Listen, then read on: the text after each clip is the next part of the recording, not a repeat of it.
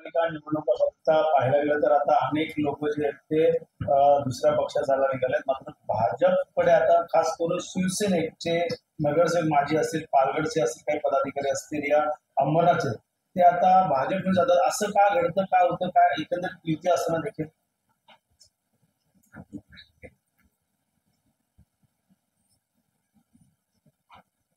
महायुती ही विरोधकांना संपवण्याकरता तयार झालेली आहे. काँग्रेस असेल, हिंदुत्वाचे विचार ज्यांनी सोडलेत त्यांचा पराभव करण्यासाठी तयार झालेली आहे. हिंदू हृदय सम्राट शिवसेना प्रमुख माननीय बाळासाहेब ठाकरे आणि अटल बिहारी वाजपेयी, लालकृष्ण अडवाणी यांनीही वैचारिक पातळीवरती ही युती झालेली आहे. परंतु आता काही ठिकाणी असं होतंय की आम्ही महाआघाडीतल्या लोकांना विरोध न करता महायुतीतल्याच पक्षातील नगरसेवक फोडायच्या मागे लागलेले आहेत. अंबरनाथमधील आमचा नगरसेवक असेल, पालघरमधील आमचा जिल्हा परिषदचा अध्यक्ष असेल, त्यांना फोडून आपल्या पक्षात घेता हे चुकीचं आहे. भारतीय जनता पार्टी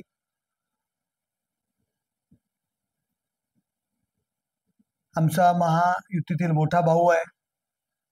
मोठ्या भावाने उलट आम्हाला समजून घेतलं पाहिजे. परंतु आमच्याच पक्षातील नगरसेवक गळाला लावणं आणि आपल्या पक्षात घेणं हे योग्य नाही आहे. महायुतीमध्ये हा मिठाचा खडा टाकण्याचा हा प्रकार आहे. आणि मला तर असंही म्हणायचं की राज्यस्तरावरती नेतृत्व करण्याची एवढी मोठी संधी मिळाल्यानंतर अशा गल्लीबोळातल्या राजकारणामध्ये नेत्यांनी पडू नये. महायुती आपल्याला भक्कम ठेवायला पाहिजे. विरोधकांशी दोन हात आपण करूया, पण विरोधकांशी दोन हात न करता आपल्याच महायुतीतील मित्रपक्षाची नगरसेवक गळाला लावायचे जे प्रयत्न चालू आहेत ते चुकीचं आहे. तर रवींद्र चव्हाणांकडे ही जिम्मेदारी दिली का? पालघर असेल या अंबरनाथ असेल, आता ठाणे असतील, अशा ठिकाणी स्वबळाचा देखील नारा दिला जातो नवीन मध्ये देखील. मात्र आता पालघरला येणाऱ्या निवडणुकीत ठाकरे बंधू एकत्र आले ह्याचा फटका तुम्हाला म्हणजे ते एकत्र येऊ शकतात, मात्र तुमच्याकडे धुसफूस सुरू आहे. हे बघा, आम्ही महायुती एकत्र येऊन दुसऱ्यांशी लढायला ठरवलेलं आहे की विरोधकांशी आपण लढूया. आणि माझं एवढंच म्हणणं आहे की विरोधकांशी लढत असताना आपण एकमेकांशी लढता कामा नये. हे महायुतीतील प्रत्येक पक्षातील नेत्यांनी याचं भान ठेवलं पाहिजे. एकमेकांचे नगरसेवक फोडण्यासाठी जी काही स्पर्धा सुरू आहे ठाण्यामध्ये ती चुकीची आहे. एकमेकांना स्वबळावर लढायचं लढूया, परंतु नेते आपले सांगतायत की जरी आपण स्वबळावर लढलो तरी एकमेकांवरती, विरोधकांवरती आपण टीका नाही करायची. परंतु एकमेकांची माणसं फोडणं आणि त्यासाठी प्रयत्न करणं हे चुकीचं आहे. रत्नागिरी देखील सोडत नाही. आता रत्नागिरी देखील आता हे बघा, मी महायुतीतील ठीक आहे, आमच्या अंबरनाथचा एक नगरसेवक असेल, आमचा रायगड पालघरचा जिल्हा परिषदेचा अध्यक्ष असेल, आमचा पदाधिकारी असेल, सर्व पक्षामध्ये सर्वच 100% आपण त्यांना समाधानी ठेवू शकत नाही. परंतु महायुतीतीलच पक्षातील माणसं फोडणं, नगरसेवक फोडणं आणि आपल्या पक्षात घेणं हा महायुतीमध्ये मिठाचा खडा टाकल्यासारखा आहे. आपण विरोधकांशी लढलं पाहिजे. विरोधक एकत्र येत आहेत. विरोधक सगळे एकमेकांची तत्व सोडून केवळ महायुतीशी लढण्याकरता एकत्र येत आहेत. त्यांच्याशी न लढता एकमेकांचे नगरसेवक जे फोडायचा जो काही प्रकार आहे तो चुकीचा आहे. अविनाश जाधव असतील, संदीप देशपांडे असतील, ते महापौर ठरवणार असतील तर मला शुभेच्छा द्यायच्या आहे. संदीप देशपांडे यांनी खूप काही काही वेगवेगळं ठरवलं होतं. त्यांना माझ्या शुभेच्छा. सर, दुसरीकडे महेश कोटरे देखील म्हणतात की मुंबईमध्ये महापौर जो आहे तो भाजपचाच होईल, या काळामध्ये भाजपलाच जायचं बहुमत मिळेल मुंबईमध्ये. महेश कोठारे काय म्हणतायत, महायुतीला बहुमत 100% मिळणार आहे. महेश कोठारे जर म्हणत असतील भाजपला मिळणार, तर वावगं काय त्यात? तो त्यांचं मत त्यांनी व्यक्त केलं. एका कलाकाराच्या संदर्भात त्यांनी प्रत्येकाला प्रत्येकाची मतं आहेत आणि त्यांनी असं मत व्यक्त केलं म्हणून आम्ही रिॲक्ट होणं गरजेचं नाहीये. ते त्यांचं मत आहे. महाविकास आघाडीचंच धोरण महापालिकेवरती लागणार असा आज एक मोठा नारा त्या ठिकाणी अनेक पक्ष एकत्र विरोधक महाविकास आघाडीचं धोरण घेण्यासाठी बाजारपेठेत जास्त काही दिवाळीचा दिवस आहे, कठोर बोलणं योग्य नाही. महाविकास ठाण्यामध्ये किती सीट येणार म्हणाले? किती सीट येणार म्हणाले? काही जण म्हणाले 75 जागा येणार. 75 पार. हा, काहीतरी भोंगा म्हणाला, काहीतरी भोंगा की आमच्या आघाडीच्या 75 जागा येणार. कदाचित त्यांचं गणित चुकलं असेल. 130 135 सुद्धा जागा येतील त्यांच्या. मला शुभेच्छा आहेत त्यांच्या. सर, राऊतांचं म्हणणं आहे की शिंदेने भाऊ बंदकीचं नाटक परत एकदा पाहिलं पाहिजे. त्यांनी काल नाटकाचा उल्लेख केला आहे स्क्रीनमध्ये, त्यांनी वाचलं पाहिजे. त्यांना कळेल भाऊबंदकी म्हणजे काय असतं आणि मनोमिलन म्हणजे काय असतं. पेशव्यांनी जी तलवार गाजवली, बाजीराव पेशव्यांनी ते मतदार यादीमध्ये घोटाळे करून त्यांनी राज्य आणलं. संजय राऊत काय म्हणतात? संजय राऊत मोठी मोठी स्वप्न पाहतात.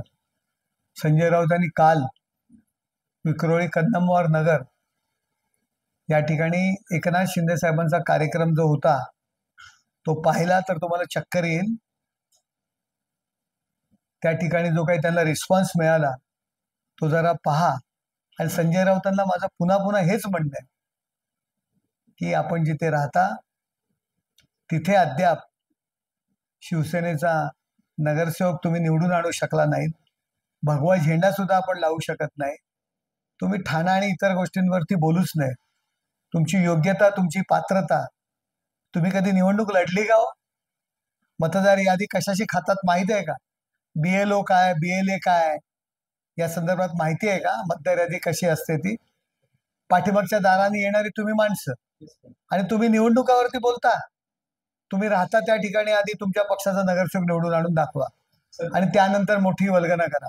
दिवाळीच्या शुभेच्छा देताना एकनाथ शिंदे असं म्हणाले की आमच्याकडे जो आहे तो लवंगी सुटलेला आहे, आमच्याकडे ॲटम बॉम्ब आहे. तर काल जितेंद्र आव्हाड म्हणाले की ॲटम बॉम्ब जो आहे तो जुना झाला, आमच्याकडे अणुबॉम्ब आहे, हायड्रोजन बॉम्ब. जितेंद्र आव्हाडांकडे काय आहे आणि त्यांची परिस्थिती किती वाईट आणि बिकट झालेली आहे हे आपण तुम्हाला ठाण्यातल्या सगळ्यांना माहिती आहे. म्हणजे त्यांच्या PA ला फोन करताना सुद्धा विचारावं लागतं, तू नक्की जितेंद्र आव्हाडांकडे आहेस का आणखी कुठे गेलायस? रोज त्यांना माणसं सोडून चाललेत, कशाला उसना अवसान आणताय? भेटला की माझी माणसं घेऊ नका, माझी माणसं घेऊ नका म्हणून विनंती करता, विनवणी करता आणि कशाला मोठ्या गप्पा मारता. जे लोक साधे नगरसेवक म्हणून सुद्धा निवडून आले नाहीयेत, त्या आघाडीच्या बैठकीमध्ये तुम्हाला शेवटचं स्थान मिळतं. तुम्ही आमदारात, माजी मंत्री आहात, शेवटचं भाषण तुम्ही करायला पाहिजे. पण तुमची किंमत एवढी शून्य केलेली आहे की ज्यांचा एक नगरसेवक कधी निवडून आला नाही, जे स्वतः नगरसेवक निवडून नाही आले, जे लोकसभेला पडलेत, जे विधानसभेला पडलेत, आता काहीच नाहीये त्यांची परिस्थिती, ते तुमच्या नंतर भाषण करतात. त्यांना मान तुमच्या नंतर आहे. एवढी बिकट अवस्था तुमची आहे, कशाला मोठ्या मोठ्या गप्पा मारता?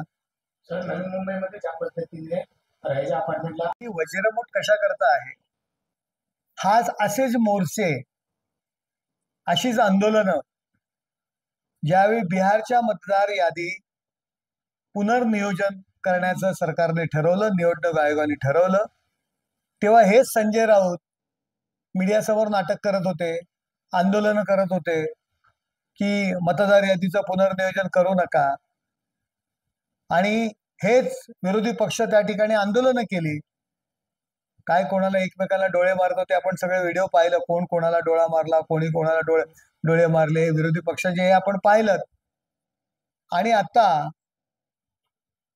तेच मतदार यादीचं पुनर्निरीक्षण करा, पुनर्नियोजन करा, पण आता हेच बोंबलतायत. यापूर्वी निवडणुका घेत नाही, मुद्दाम निवडणुका घेत नाही म्हणून बोंबलत होते. आता निवडणुका पुढे ढकला म्हणून बोलतायत. पराभव दिसलेला आहे. केवळ चुकीच्या पद्धतीने नेरेटिव्ह पसरवण्याकरता या सर्व गोष्टी सुरू आहेत. तर 27 तारखेला उद्धव ठाकरेंचा मुंबईत मेळावा असणार आहे. पदाधिकारी शिल्लक सेनेचा उरलेले पदाधिकारी येऊन ते मेळावे घेणारच ना. एकनाथ शिंदे साहेबांनी त्यांना आता फिरायला लावलेलं आहे. पूर्वी घरात बसून ऑनलाईन मेळावे घेत होते, आता घेत आहेत. या आधीच जर घराच्या बाहेर पडले असते तर एवढी परिस्थिती वाईट आली नसती. सर, लाडकी बहीण योजनेची धक्कादायक माहिती समोर आली आहे. जवळपास 12,000हून अधिक पुरुषांनी या योजनेचे पैसे लागले आहेत वर्षभर. ज्या अधिकाऱ्यांच्या चुकीमुळे असे जर प्रकार झाले असतील तर त्या अधिकाऱ्यांवरती पण कारवाई व्हायला पाहिजे, आणि ज्यांनी अशा पद्धतीने पैसे लाटले असतील, सरकारला फसवले असेल, त्यांच्याही कारवाई होणं गरजेचं आहे. सर, आपण जर पाहिलं तर इराणकर स्टेट राजमाता जिजाऊ घुसखोर जी आहे ती महाराष्ट्रात दिसून येत आहे. कारण त्यांचं असं म्हणणं आहे की आमदारांच्या निधीतून नेमकं काय त्याच्यामध्ये सत्य परिस्थिती. हे बघा, त्या ठिकाणी उद्यान होणं गरजेचं होतं. नगरविकास खात्यातून एकनाथ शिंदे साहेबांनी खास व्हिजिट करून त्या ठिकाणी 4 करोड रुपयाचा निधी उपलब्ध करून दिला. कुठल्याही आमदाराच्या निधीतनं तो उद्यान झालं असेल तर त्या ठिकाणी दाखवावं की बाबा या आमदाराने त्या ठिकाणी निधी दिला आणि त्यातून हे काम झालंय. केवळ राजकारण करणं आणि श्रेय घेण्याचा प्रयत्न करणं वास्तविक. काल त्या त्या उद्यानाचं उद्घाटन सोहळा त्या ठिकाणी ठेवण्यात आला होता. महानगरपालिकेचे आयुक्त होते आणि सर्वांना त्या ठिकाणी बोलवलं होतं. सर्वांचा मान सन्मान त्या ठिकाणी ठेवला होता. मग काही लोक आली नाहीत. केवळ टीका करणं आणि क्रेडिट घेण्याचा प्रयत्न आहे. तुम्ही उद्यान पहा जाऊन. आमच्या दृष्टीने ते उद्यान होणं महत्वाचं आहे. नागरिकांची मागणी पूर्ण करण्याचे महत्व आहे. अतिशय सुंदर असं, अतिशय आकर्षक असं उद्यान ठाणे महानगरपालिकेतर्फे बनवण्यात आलेलं आहे. ठाणे महानगरपालिकेच्या अधिकाऱ्यांनी मेहनत घेतलेली आहे. त्या अधिकाऱ्यांचं कौतुक सोडून त्यांच्या घरापर्यंत मारण्यासाठी गेलेले आहेत. त्यांच्या घरातील मंडळींना शिवीगाळ करण्याचे प्रकार झालेले आहेत आणि त्यांनी तो उपाय दिलेला आहे. त्यांनी त्याचं प्रत्युत्तर दिलं. मी खास करून त्या अधिकाऱ्याच्या पत्नीचं कौतुक करेल की त्या अधिकाऱ्याच्या घरावर ज्यावेळी रात्रीच्या वेळी लोक पाठवली जातात, महानगरपालिकेचा विषय असताना, त्यानंतर त्याच्या पत्नीने ज्यांनी लोक पाठवली त्याच्या घरावरच मोर्चा नेला. हे जे काही धैर्य दाखवलं त्या धैर्याचं मी या ठिकाणी नक्कीच कौतुक करेल. आपण त्या ठिकाणचे खासदार कशा पद्धतीने शिवसेना त्यांच्या मागे होती. हे बघा, आगीचं कारण आणि या सगळ्या गोष्टींमध्ये शिवसेनेचे आमचे पदाधिकारी सुद्धा त्या ठिकाणी काल पोचले होते आणि जे काही दुःखदायक घटना झालेली आहे आणि त्याचा शोध सुद्धा घेणं सुरू आहे आणि जे काही मृत आत्मा झालेले आहेत त्यांच्या दुःखात आम्ही सहभागी आहोत. मोठ्या प्रमाणात मोर्चा निघणार आहे ठाण्यानंतर. आता